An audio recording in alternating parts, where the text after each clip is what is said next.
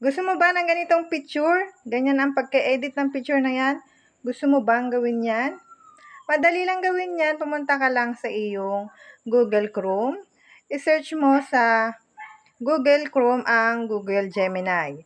At ang unang lalabas diyan, i-tap mo. Kung hindi ka pa nakapag-sign in, mag-sign in ka ng iyong Gmail account para makagamit mo si Google Gemini.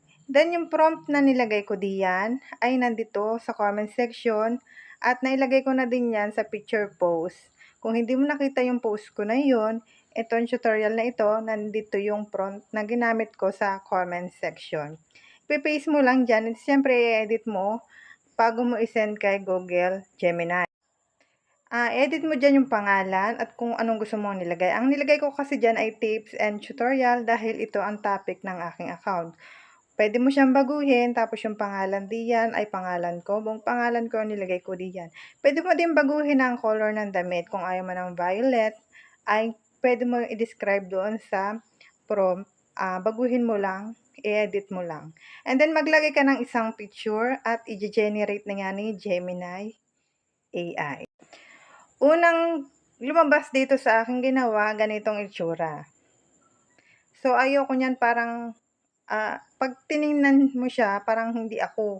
Kasi nga, sobrang cartoon siya. So, sabi ko, inedit ko siya. Nakalagay kasi cartoon.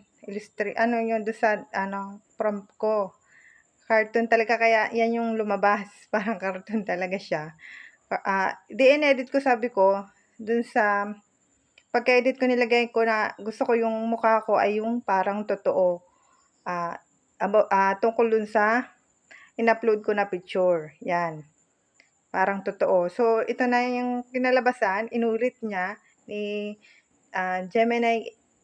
Yan, inulit niya. So, ayan na yung nagustuhan ko. So, ayan na lang yung isinave ko. At ayan yung ipinost ko. Kasi, ako na talaga siya. Hindi na ako yung parang ibang tao. So, kung gusto mo yung ganong cartoon character, ay pwede naman. Kung gusto mo talaga yung mukhang-mukha mo yung makikita sa picture, na para talaga makilala na ikaw talaga yung nasa edit na picture na yan, ay ayan ang gamitin mo.